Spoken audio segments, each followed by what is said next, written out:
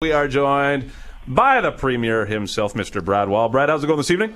Excellent. How are you guys tonight? Very good, Mr. Premier. Can't complain. We'll get to another date night very soon. I just want to say, Premier, you have to almost be a white hair by now for after a third straight loss by the Riders. You're going to be needing some Just for Men after the season is done, I think. My picking sucks. I don't know what else to say. Well, you pick the Riders every week. That's just the unvarnished truth. I know. It's been tough for everyone. I'm getting gray hairs just watching these losses pile up. And what are the standings at now? The standings are, well, remember, we had that U.S.-Spain epic women's water polo gold match. I think I picked up a point on that. You did pick up a point. You went 1-2. Yeah, of course, you picked the Riders. They lost. Hamilton, you picked. And then U.S. is what saved you, so it's lucky we picked that.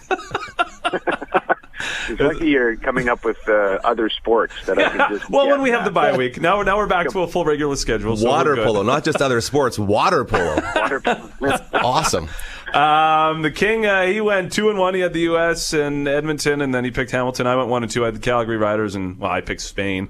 And then Angus is 1-2 as well. So Angus is 1-2. And what about Sarge? Do we know how Sarge did? I think he was. He took Hamilton. Did he take Hamilton? Yeah. No, he didn't take Hamilton. He took the other two. I think Calgary. He went against the Riders. I think he went over. Yeah. I'm sure you'll text us right away and say, "Whoa, wait a minute." That's a shame. And you didn't get your half a point for. You said Dressler and Getzlaff would get over 90 yards each. Yeah, 84 yards. Wow. You should have said, "Well, he'll get He'll get over 83 yards." That's a rounding error. Very well put. Yeah, very. Well, let's see. Judges? No, sorry, Mr. Premier. No, the judges say no. Yeah. What? And we were going to give you another half point. I forget. The fishing derby. How did the fishing derby go? Yeah. Oh, wow. The fishing derby. Tell us all about it. What? Here's how well it went. I'd rather talk about the Riders. Oh, no. So who was the biggest loser that weekend? We caught a ton of fish, but they all could fit in a eyeglass case. Just little babies. Like, all of them.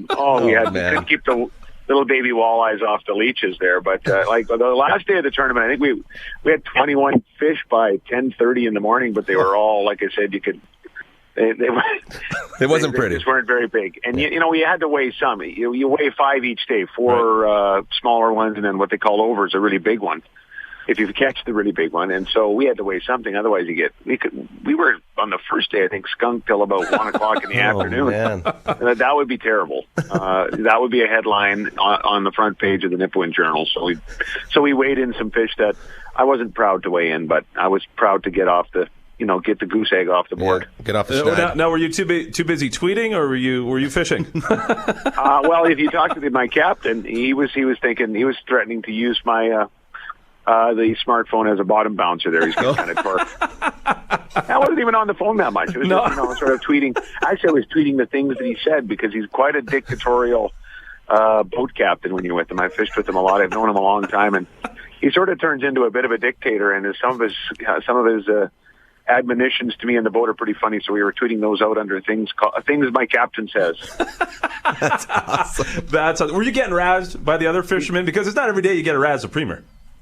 Oh, yeah, absolutely. Yeah. Oh, no, absolutely. They were. I was glad to provide some moments of humor for some pretty good fisher people that were out there, men and women. Lots of teams are.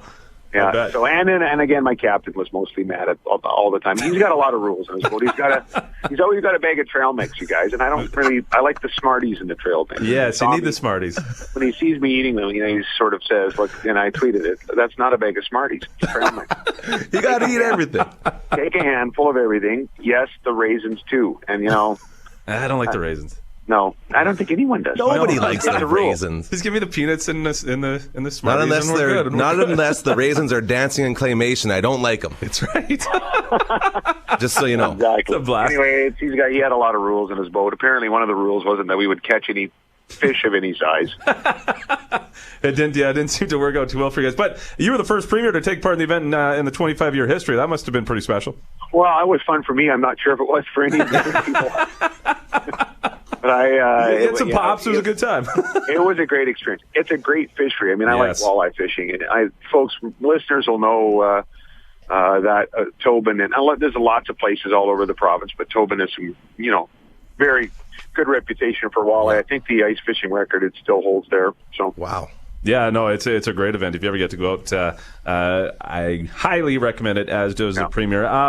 Let's just talk about that Rider loss, third straight loss against Edmonton 28-20. Were you like everyone else throwing stuff at the TV Premier and throwing out a couple of F-bombs, which now is an official word in the dictionary? It's true. By the way. Gary Carter. Were you just as mad as everyone else? I think so. Yeah. I mean, it's kind of get frustrating. Here's a team. First of all, you have to put things in perspective, because if somebody would have said, look, told any ardent fan of Rider Nation who understood, or a member of Rider Nation who understood that this was a rebuilding year, if they would have said, look, we're going to be 3-3 and like a game out of first place, 6 games in, I think I probably would have taken that, because I think I thought this would be a rebuilding year, but then they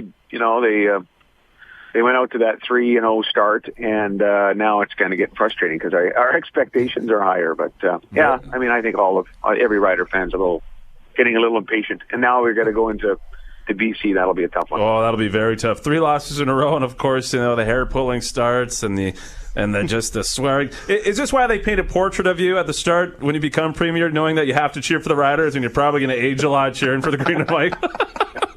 They do actually say that. I think Premier Calvert made that point at his own portrait unveiling. They come like within 2 weeks and say, pick somebody to do it, get it done quickly, because soon you're going to look very old. Yeah, I'll cheer for the Riders. I could put a few years on someone's life. Oh, boy. If you're not acting very old, you're going to look very old. Well, as always with this program, it's just not football. No. It's that other 1%. It's we talk dating advice. This is when the Premier busts out his dating advice for Gary the King Nickel.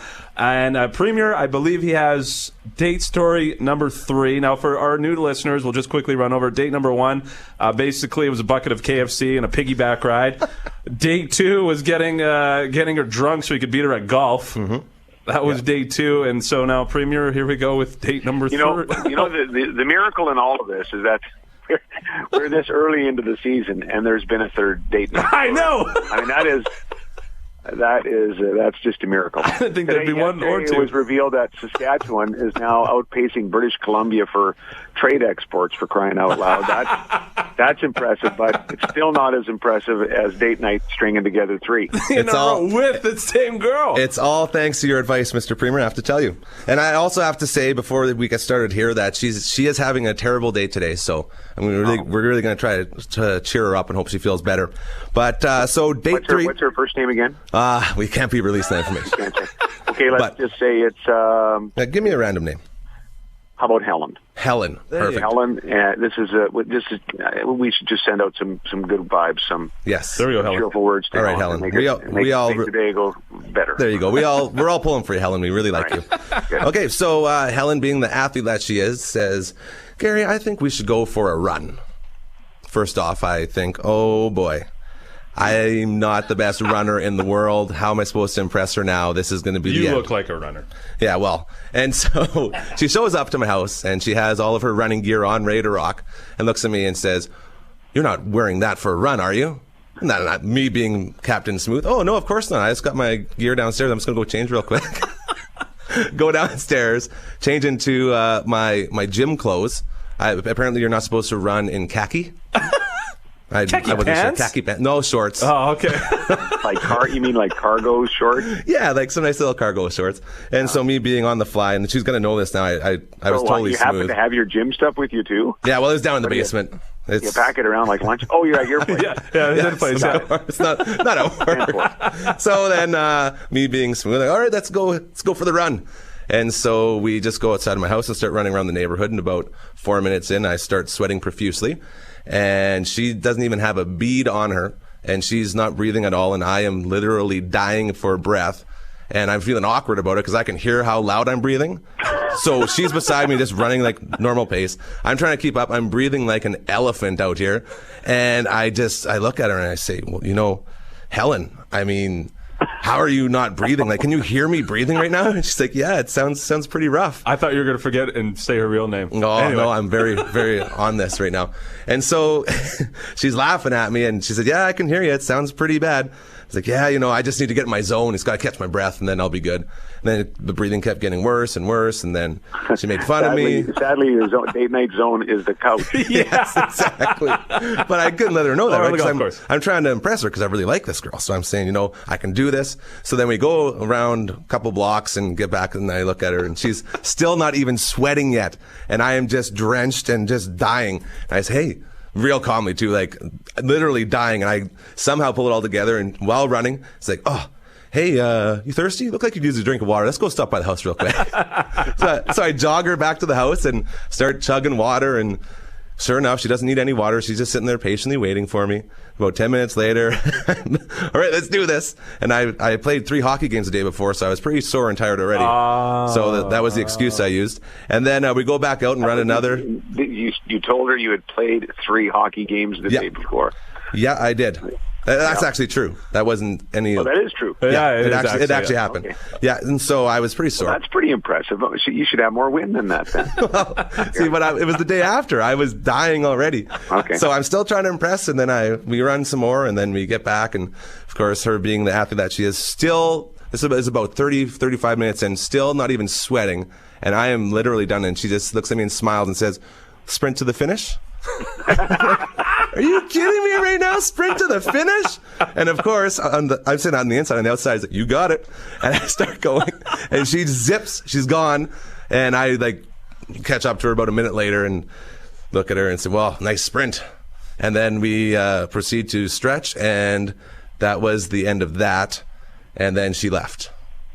But left on good terms. Yeah, on good terms. Yes, of course. She thanked me for I actually asked her. I said, "So, how did I do?" Pretty impressed, being all proud of myself. And she looks me straight in the eyes, straight face, and says, "You run a little heavy." I can hear you. Yeah, I can hear you running. You should work on that. I was like, okay, I'll do that. And then here's the little bonus coverage for everybody out there. Yesterday, my baseball team, the Rhinos, had a baseball game last night, and she came out and watched. Ooh. I was at that's a very good sign. She comes out to watch the Bat Boy? Well, that's exactly what you said. Said, I didn't see you on the field there. What, were you a healthy scratch? Which was awesome. I was first base coach. So there you go. But hey, the Rhinos won 13-5. So someone's got to eat the spits, man. That's there right. You go. That's right. Somebody's got to put that chew in their mouth. Wait, no, we don't advocate. Never. No, just spits. You meant sunflowers. That's what I meant. That's what I meant. Of course. Big league chew. Big league chew. That's what I meant. You bet. So, Mr. Premier, how'd I do? Well, that sounds pretty good. Really, it does. It does. Date night. I think there's going to be a fourth, and I think you took some lemons there with the whole let's go jogging, and you made some lemonade. So good work. Yes, thank you. See, Helen. Good work. Helen, listen to the Premier of the province. Even if I'm you doing do good here. Even if you do run heavy. Helen, I think Helen's still a very patient and yes, pretty amazing person. I would like to meet this Helen. Don't mess it up. Yeah, I agree. Thank you. I'm still trying my best, and that's the same advice my dad gave me after we were successful and lucky enough to win the election. Basically, it was all right. Try not to screw things up. Perfect. Yeah, she is a fantastic gal, so hopefully she'll stick with me a little longer. All right, guys, we quickly have to get to our picks. First, Premier Sarge texted, the Premier has a lot of excuses tonight. His 50% is a lot better than your 1 and 2, and he loves the raisins, by the way. Classic military man. Classic Sarge. All right, guys, first game Thursday. Tomorrow, Hamilton in Winnipeg. Gary, who are you going with? Hamilton. Premier? Tiger Cats. Yeah, I think we're going Hamilton. Joey Elliott starting for Winnipeg. Yeah. Well, you know what, Angus? I'm unfamiliar with Joey Elliott. Yeah, I don't even know. Angus likes him. He's taking him. Angus is taking Winnipeg, of course. Angus likes the new starting coach. Yeah. Then the next game we've got Friday, Montreal in Edmonton. This might be one of the tougher ones. I'll start things off. I'm gonna go Edmonton. They're on a roll. They're playing at home. Premier? Yeah, I hope they don't win, but I think it's going to be the Eskimos. Well, I also hope they don't win, so I'm going to take Montreal. There we go. Beautiful. Toronto is in Calgary on Saturday. Premier, who are you going with? I'm going to go with Toronto on that one. And speaking of Calgary, Nick Lewis, right? Yeah. There's another guy that runs heavy. I know you just compared me to Nick Lewis, and I appreciate that and understand the comparison. He must be like 2. He's incredible. He needs some bigger pants, I think. But he catches everything. So I know. Good on him. What do you do? Super good. Garrett? I'm going to take my doppelganger, Nick Lewis, and the Stampeders. Okay, I'm going to go Stampeders as well. And then the last game Sunday, Sask at BC. Premier, I know you're going with Saskatchewan. Gary? Riders. I will take BC. BC, you know what? I haven't gone against the Riders yet, so I'm going against the Riders, BC. Ooh. There we go. We have our picks in. Fantastic. JB leading at 9-8. Premier and King at 8-9, and Angus, the lifeless gnome, way back at 5-12. Premier, as always, great stuff. This is a favorite time on the green zone. One more thing, real quick, Mr. Premier. Yeah. That Raiders game had to be the worst thing you've ever seen, right? Oh, no way. The defense was outstanding. Here we go. Stinky. You know what? We don't even have time. I was going to say, we're lucky we're out of time. We could have gone on for hours with that. It's the game one of the exhibition. I think Kenny Stabler started at quarterback. They just... Wait. You just got to wait a couple more games down the road. There you go. All right, we'll give it to you. All right, sounds good, Premier. Great time always on this program when you join us, and we'll do this all again next Wednesday, and lots more to talk about. Thanks, fellas. Take care. Thank you, Mr. Premier.